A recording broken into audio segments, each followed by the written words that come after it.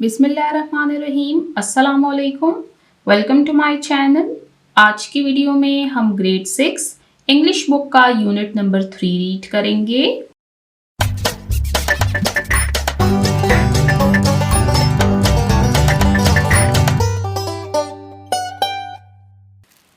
Unit number 3 health and safety यानी सेहत और हिफाजत।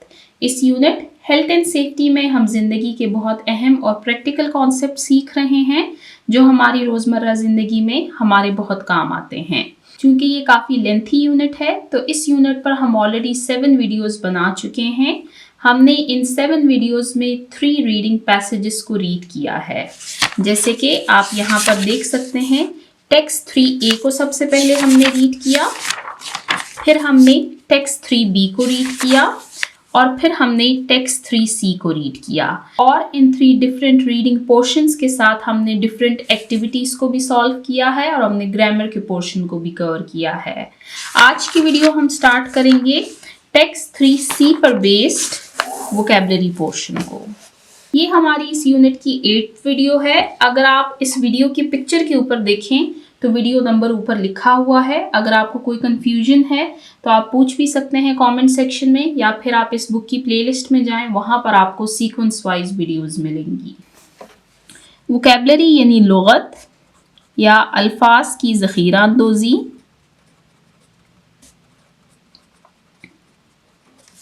वोकैबुलरी के पोर्शन में एक्टिविटी है हमारे पास that solve the given crossword puzzle. अब यहाँ पर आपको एक क्रॉसवर्ड पजल दिया गया है, हमने इसको सॉल्व यानी इसको हल करना है। द वर्ड्स जो अल्फाज दिए गए हैं आर ऑलरेडी, ये पहले से प्रेजेंट मौजूद हैं इन योर टेक्स्ट, आपके टेक्स्ट में। अब आपने लास्ट वीडियो देखी होगी और इस टेक्स्ट को हमने रीड किया था, उसमें तो जो वर्ड्स हैं वो इसी टेक्स्ट में से लिए गए हैं। You have to find them, आपको इन्हें मालूम करना है with the clues given below। नीचे आपको कुछ क्लूज यानी कुछ इशारे दिए गए हैं, उनकी मदद से आपने उन वर्ड्स को तलाश करना है। Remember some words are written across and some down, कि याद रखें कि कुछ अल्फाज across यानी सीधे लिखे गए हैं, जबकि कुछ down यानी नीचे की तरफ लिखे गए हैं। अब यहाँ पर आप देख सकते हैं आपको एक्टिविटी दी गई है। एक्टिविटी के बारे में हमने रीड किया कि ये हमारे पास एक क्रॉसवर्ड पजल है। इनमें हमें कुछ वर्ड्स को फिल करना है। जो वर्ड्स हैं वो ऑलरेडी इस टेक्स्ट में हम रीड कर चुके हैं, हमें सिर्फ उन वर्ड्स को तलाश करना है। अब वर्ड्स को हम कैसे तलाश करेंगे, उसके लिए हमें क्लूज दिए गए हैं नेक्स्ट पेज पर। हम उन क्लूज को रीड करेंगे, वर्ड्स को लिखेंगे और फिर उनको यहाँ पर फिल करेंगे। तो चलते हैं नेक्स्ट पेज नंबर 70 की तरफ और दिए हुए क्लूज को पहले रीड करते हैं।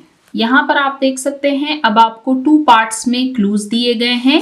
एक है डाउन यानी नीचे की तरफ और दूसरा है अक्रॉस यानी सीधा। यानी आपको पहले से बताया गया है कि कुछ वर्ड्स आपने डाउन साइड पे लिखने हैं, जबकि कुछ वर्ड्स आपने अक्रॉस यानी सीधे तरफ लिखने हैं।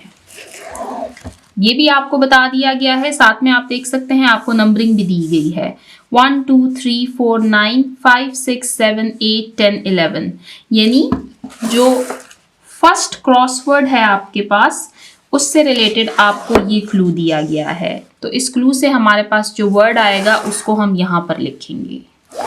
क्लूज को रीड करते हैं। फर्स्ट है हमारे पास a sticky film of bacteria that constantly forms on teeth. Sticky कहते हैं चिपचिपे को और कॉन्स्टेंटली कहते हैं मुसलसल को, यानी दांतों पर बनने वाली चिपचिपी जरासीमी तह। इसके बारे में हम ऑलरेडी रीड कर चुके हैं। मैंने आपको यहाँ पर इसकी ट्रांसलेशन बताई थी मैल की। यहाँ पर ये देखें, प्लैक यानी मैल। ये एक चिपचिपी जरासीमी तय होती है जो कि दांतों पर बनती है अगर हम ब्रश ना करें। तो हमारे पास फर्स्ट वर्ड आया है प्लैक, PLAQUE। स्पेलिंग्स का आपने ध्यान रखना है, स्पेलिंग्स को आपने गलत नहीं लिखना। नेक्स्ट है it is a decade area of your tooth that develops into tiny holes, कि दांतों का वो खराब हिस्सा, एरिया हिस्सा, that develops into tiny holes, जिससे आहिस्ता आहिस्ता छोटे छोटे से सुराख बन जाते हैं। इसके बारे में भी हमने ऑलरेडी रीड किया है। इसको कहा जाता है कैविटी, यानी दांतों में कीड़ा लगना या दांत में सुराख हो जाना। अच्छा, यहाँ पर वर्ड मैंने लिखा है कैविटी, हम कैविटीज भी लिख लेते हैं, यानी ये सिंगुलर है और ये प्लूरल है, दोनों लिख लिए हैं हमने। जो फिट आएगा उसको हम वहां पर लिखेंगे। नेक्स्ट है something that shines brightly with flashes of light, कि कोई चीज जो तेज रोशनी के साथ चमके, यानी स्पार्कल, चमकना। Next, to press something firmly specially from all sides to change its shape, कि किसी चीज को मजबूती से दबाना ताकि उसकी शक्ल बदल जाए। फर्मली कहते हैं मजबूती से या सख्ती से, प्रेस कहते हैं दबाना, शेप कहते हैं कि उसकी जिसामत बदल जाए, यानी स्क्वीज। टेक्स्ट में हमने रीड किया था कि आप टूथपेस्ट की ट्यूब को स्क्वीज कीजिए ताकि उससे टूथपेस्ट निकल सके।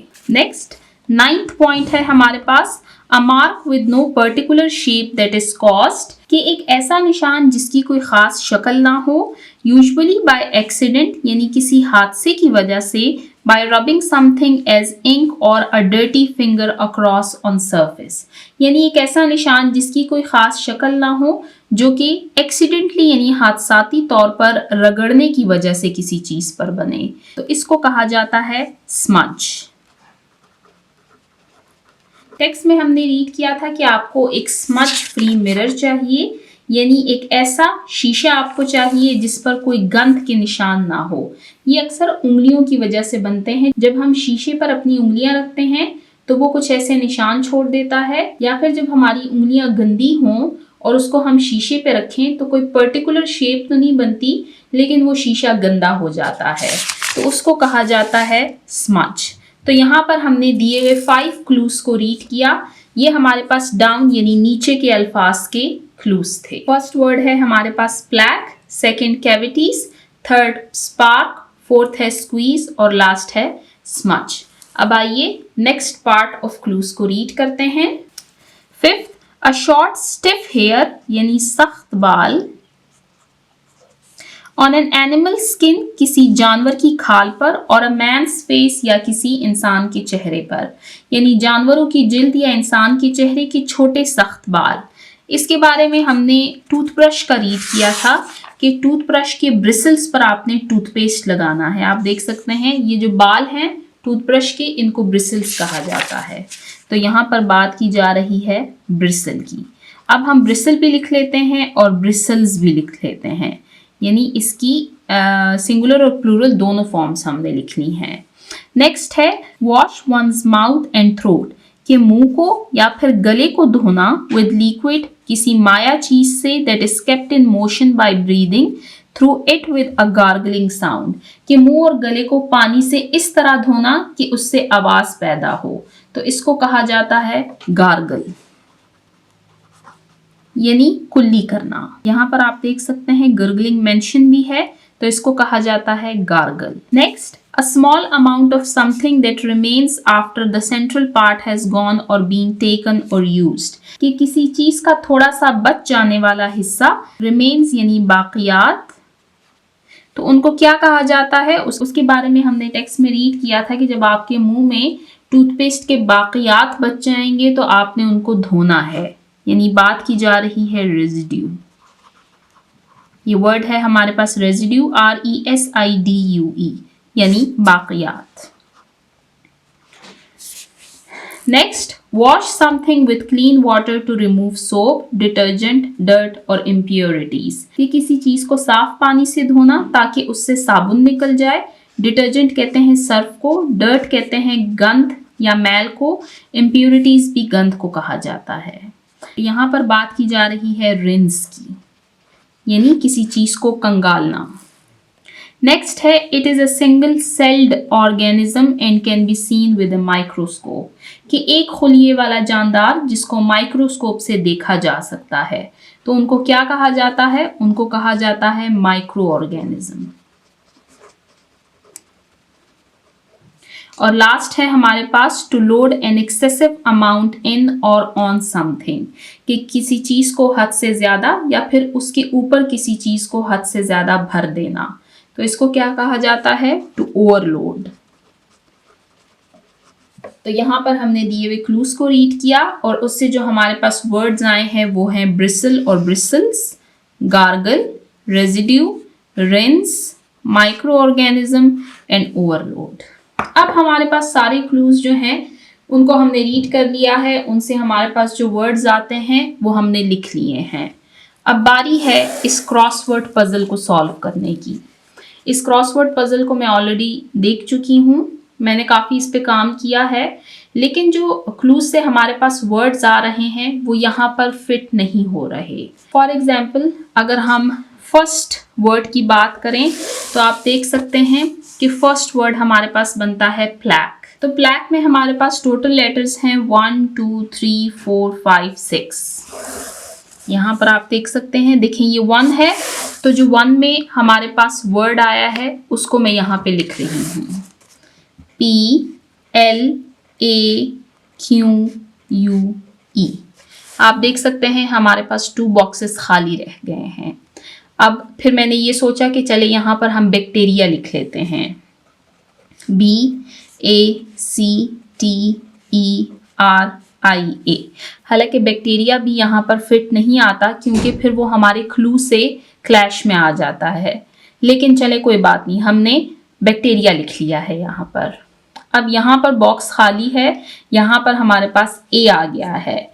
तो अब आप देख सकते हैं यहाँ पर है नंबर 8। तो नंबर 8 से हमारे पास जो वर्ड आता है वो है रिंस। अब अगर मैं यहाँ पर रिंस लिखूं, RINSE, तो आप देख सकते हैं कि रिंस हमारे पास कंप्लीट ही नहीं आ रहा। या फिर यहाँ पर अगर हम बैक्टीरिया लिखते हैं तो फिर जो 8 पॉइंट पर हमारे पास वर्ड बनता है फिर वो लेटर A से स्टार्ट होना चाहिए था, लेकिन ये स्टार्ट हो रहा है लेटर R से। तो यानी फर्स्ट हमारा गलत हो गया है, 8th हमारा गलत हो गया है क्योंकि ये बॉक्सेस को कम्प्लीटली फिल नहीं कर रहा। फिर भी चलते हैं पॉइंट नंबर 2 की तरफ। It is a decayed area of your tooth that develops into tiny holes। तो हमारे पास वर्ड आता है कैविटी और कैविटीज। कैविटी में हमारे पास लेटर्स हैं 1 2 3 4 5 6। तो चलें हम कैविटी को चांस देते हैं यहाँ पर, CAVITY। ठीक है, चले कैविटी हमने लिख लिया है। अब यहाँ पर जो अक्रॉस में हमारे पास वर्ड्स आ रहे हैं वो हैं 5th और 6th। तो 5th में हमारे पास वर्ड बनता है ब्रिसल। अब अगर मैं यहाँ पर ब्रिसल लिखती हूँ BR, तो BR के बाद A नहीं बल्कि I आता है, तो यहाँ पर ये क्लैश आ रहा है, BRISTL, और ये फुल भी नहीं हो रहा, यानी बॉक्सेस हमारे पास कम है। चले 5th को छोड़ते हैं। 6th को अगर हम लिखें तो wash one's mouth and throat with liquid that is kept in motion by breathing through it with gargling sound. तो गार्गल आता है हमारे पास, GARGL। अब यहाँ पर E आता है, बॉक्सेस भी फिल नहीं हो रहे, तो हमारे पास ये वाला वर्ड भी ठीक नहीं आ रहा। मेरा कहने का मकसद आपको ये है, और यहाँ पर मेरा सॉल्व करवाने का मकसद भी आपको ये था कि मैं आपको ये समझा सकूं कि ये जो क्रॉसवर्ड पजल है यहाँ पर ये आपको गलत दी गई है, यानी प्रिंटिंग में कोई इशू आया है। जो बॉक्सेस बनाए गए हैं वो ठीक नहीं बनाए गए क्योंकि जो क्लूज हैं वर्ड्स हमने उसी के अकॉर्डिंग लिखे हैं। जैसे कि मैंने आपको बताया कि अगर प्लैक की जगह हम बैक्टीरिया लिख लें तो ये हमारा क्लू फिर गलत हो जाता है क्योंकि बैक्टीरिया ऑलरेडी उसमें मेंशन भी है और यहाँ पर बैक्टीरिया की बात ही नहीं की जा रही। इस सेंटेंस के लिए एक स्पेसिफिक वर्ड बनता है जो कि है प्लैक, यानी प्लैक हमारे पास वो सख्त तय होती है जो कि दांतों पर जमती है अगर हम ब्रश ना करें। इसी तरह आप यहाँ पर देखें जो हमारे पास 10th पॉइंट है उसमें हमारे पास माइक्रो ऑर्गेनिज्म आता है। 10th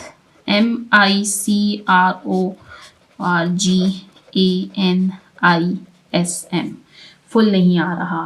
11 है हमारे पास ओवरलोड, OVERLOAD। अब ये कंप्लीट आ गया है, लेकिन 9 में हमारे पास स्मज आता है। अब स्मज को मैं यहाँ पर नहीं लिख सकती क्योंकि स्मज की स्पेलिंग है SMUDJE, तो यहाँ पर SM, यहाँ पे फिर U आना चाहिए था। देखिए क्रॉसवर्ड पजल जो होता है ना, वो इस तरीके से सॉल्व किया जाता है कि अब ये हमारे पास क्लैश आ रहा है, ये वाला जो लेटर है और ये वाला जो लेटर है, तो ये फिर इस वर्ड में और इस वर्ड में सेम होना चाहिए था। यहाँ पर आप देख सकते हैं यहाँ पर डिफरेंट आ रहे हैं, इस वजह से हमारी ये क्रॉसवर्ड पजल जो है ये हम सॉल्व नहीं कर सकते। तो आज की वीडियो में हमने वोकैबुलरी के पोर्शन को कवर किया, जिसमें हमारे पास जो पजल दी गई थी उसको हम सॉल्व नहीं कर सके कुछ प्रिंटिंग इश्यूज़ की वजह से। और मैंने बुक्स मज़ीद भी देखी हैं, 3-4 बुक्स मैंने देखी हैं, सब में यही इशू आ रहा है, तो हम इसको छोड़ देते हैं। लेकिन जो क्लूज़ थे उनको हमने सॉल्व किया और इन क्लूज़ से आपके पास जो वर्ड्स आए हैं इनको आपने याद रखना है। ये हमारे पास स्पेसिफिक वोकैबुलरी है रिलेटेड टू दिस टेक्स्ट, जिसमें हमने टॉपिक रीड किया है how to brush our teeth, कि हम अपने दांतों को कैसे साफ कर सकते हैं। तो आज की वीडियो को हम यहीं पर एंड करते हैं। इंशाल्लाह नेक्स्ट वीडियो में हम यूज़ ऑफ लैंग्वेज के पोर्शन को कवर करेंगे और इंशाल्लाह हमारा ये unit number 3 health and safety को हम एंड करेंगे। तो जिन बच्चों ने अभी तक मेरे चैनल को सब्सक्राइब नहीं किया, काइंडली मेरे चैनल को सब्सक्राइब कीजिए ताकि हर आने वाली वीडियो आपको टाइमली मिल सके। Thank you.